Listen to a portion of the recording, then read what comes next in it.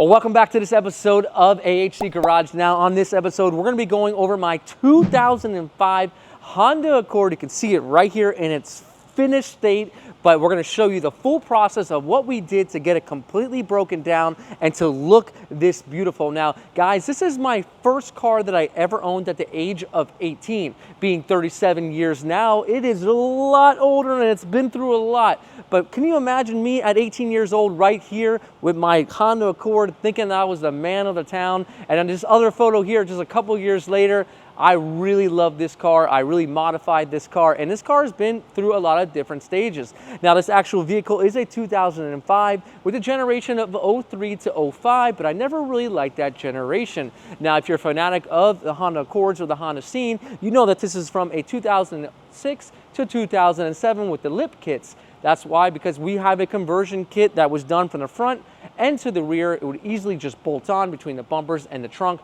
and really brought this car into a new dimension, and that's exactly how it looks right now.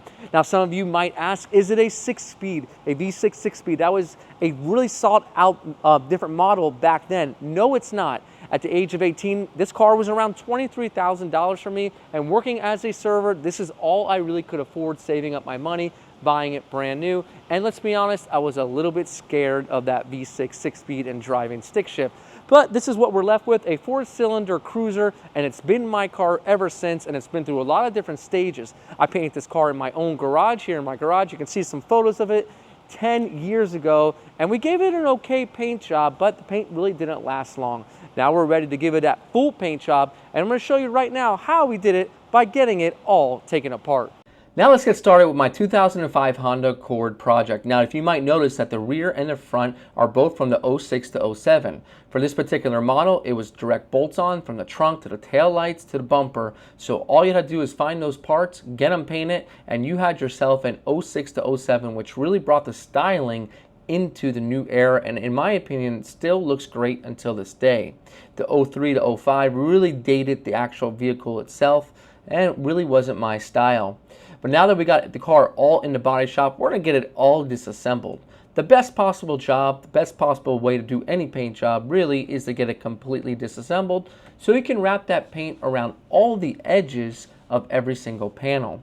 So we're really taking our time to get everything completely disassembled. And as you watch as we disassemble, you notice why this car needs a paint job. It's been really faded on the roof, really faded on the hood, and a lot of different areas of the car are starting to chip, and the color is starting to get really, really pale. So we decided to get everything completely apart and then start on the bodywork. So here what we're going to do is strip the really bad panels.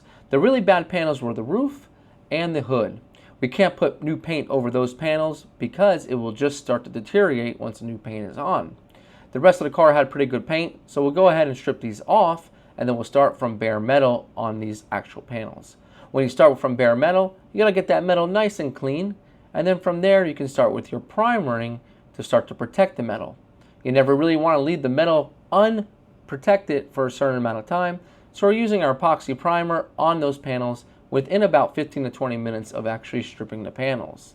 Now what you're going to see in this video is a quick lapse of what a paint job is going to take to do it properly, and there's a lot of different steps, and if you want to see those steps, you can always visit Paint Society channel to see a more detailed overview of this video. You can see here though where we're using 180 grit on the block to get everything nice and straight, and then we're going to be using a polyester primer. This polyester primer is like spraying on body filler to the side of your car, but very thin body filler. This is really going to assist in getting a nice flat finish. You ever seen some cars that look wavy on the side? Well, that's because they skipped this step. If you ever seen some of those old restoration cars that really look flat, that's most likely because they did a lot of blocking and used some sort of polyester primer. Now I'll be using the polyester primer on all the side panels and some of the hood as well, just to make sure it's nice and straight. The top panels like the roof and the trunk really didn't need it because those panels were in pretty good condition. So let's roll through the primering stage where you'll see me polyester primer all the parts needed. We'll get those all blocked down with 180 grit, and then we're going to go follow it up with a black urethane primer and get it even closer and ready for paint.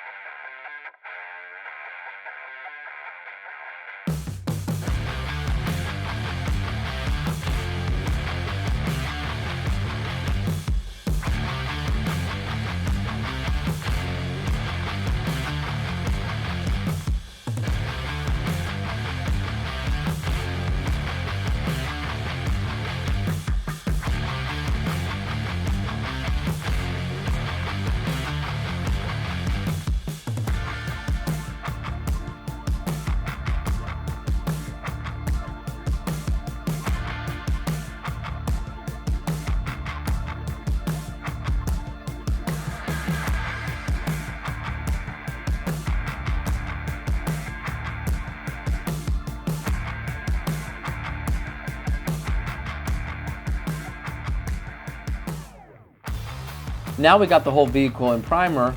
We're going to go ahead and wet sand it on a block. Now we use water because that helps the sandpaper last longer and you get a cleaner cut.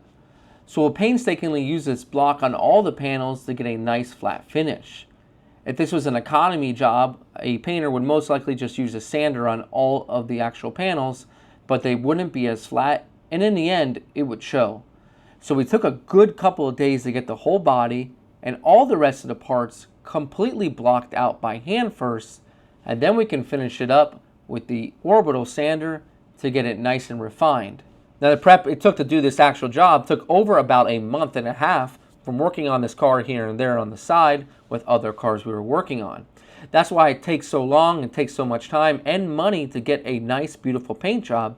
Well, looking at the processes here, if you really want a good job, this is what needs to be done, and there's a lot of labor that goes into each one of your paint jobs.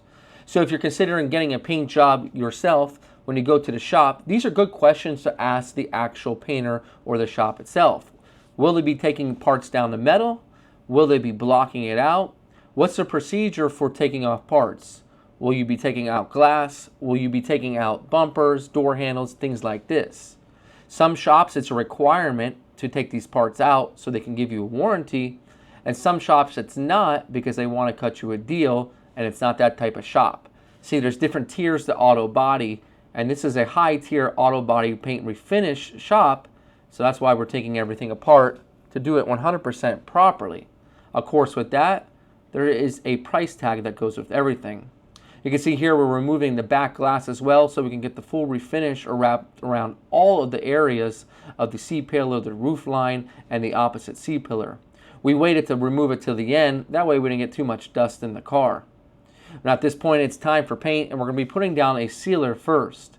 This is another added step and another way that you can protect your paint and make sure it comes out even better, and of course a little bit more of an added cost. This added cost is going to give you a much better finish in the end. It's going to seal off your old paint in your old primer, and it's going to give you a great foundation to lay your base. So let's go ahead and get through the steps of sealer, base coat B92P, and then our clear coat.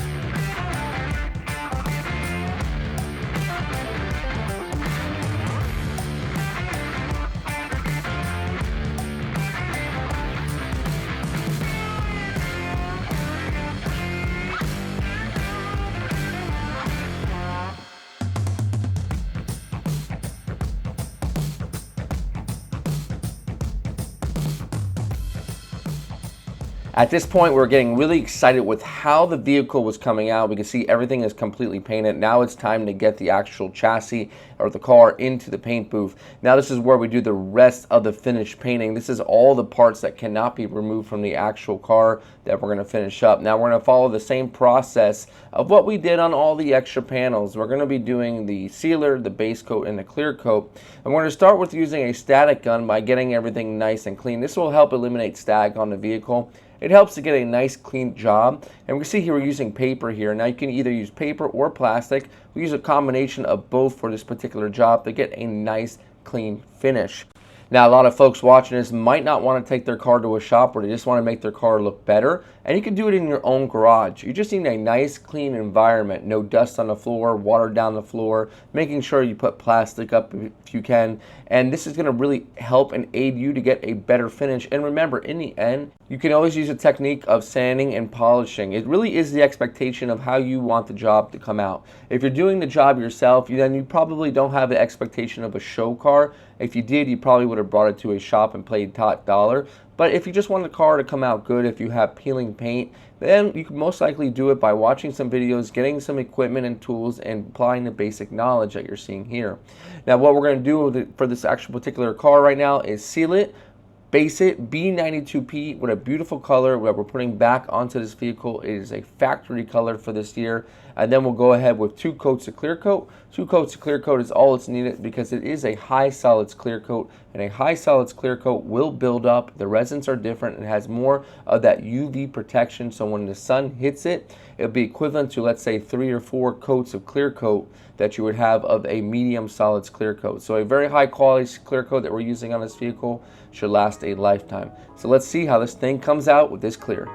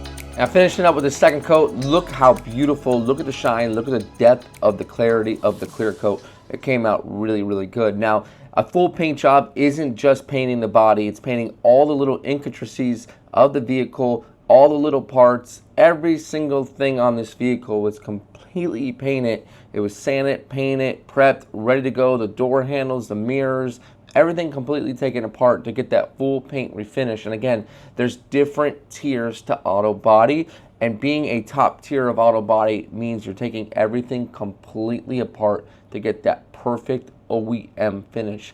Remember, we want to paint cars as similar as possible as to what they were painted in the factory, so we have the same exact result.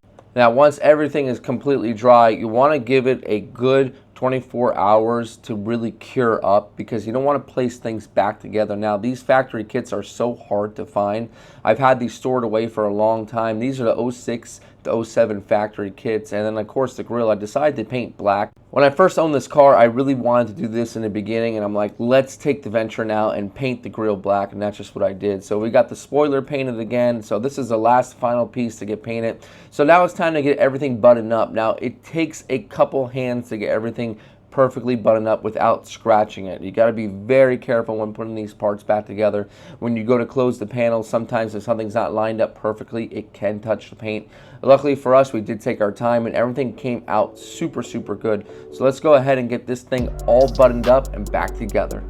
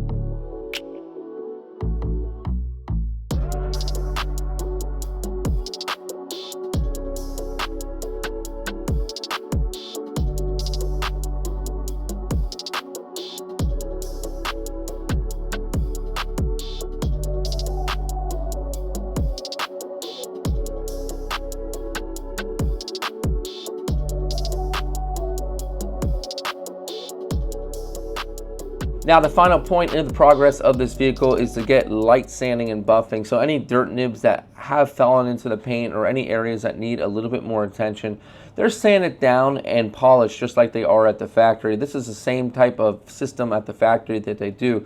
Even at the factory, they have dirt that falls into the paint, and that's sanded down and polished as the car moves along on the line itself. So we're taking a 1500 grit here, and we're sanding down any imperfection in the paint, and we're leveling that imperfection to the level of the actual paint itself. And then we're using what we call a 3000 grit. That is a very fine sandpaper, so we're not removing barely any type of clear coat, just the top of the clear coat. And this is going to do two things. It's going to help refine that 1500 grit scratch, and it's also going to take the peaks off of the top of the orange peel. So any paint that lays down on the vehicle is going to have just a tiny bit of texture, and this will just remove the tops of it. Now, we're showing here just the top of the vehicle. We end up just going over the whole entire vehicle and sanding it down because I wanted this to look just a touch better than factory. And by using this 3000, it's going to shine like no other car. It's going to have that clarity, that depth, because what happens is a little bit of that orange peel is going to hide that clarity of that clear coat, and by doing this, it's really going to enhance the paint without removing too much of the paint. If you were removing this with 1000 or 1500, then I would tell you that you probably should have put on an additional coat of clear coat, but since we're using such a fine grit here, it's not barely removing anything. So let's finish up the minor buffing on this vehicle and let's get it back into the shop and let's talk with Mike and see exactly how this thing came out. I can't wait to show you guys.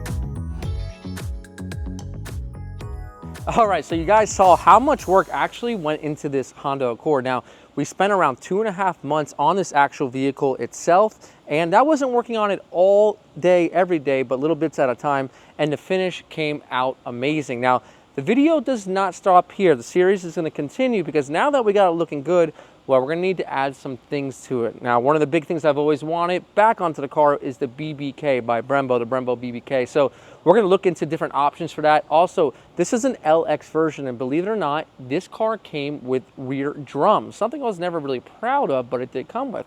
So one thing I want to do in a future episode is change those over to disc conversion. Also, we have 2 openings on the back here with this rear lip. I want to get an exhaust put on, and possibly in the future some more suspension work to tighten up that front end as well as the rear. Guys, you're not going to want to miss the episodes coming up, so make sure you tune in, and we'll see you guys on the next episode of AHC Garage.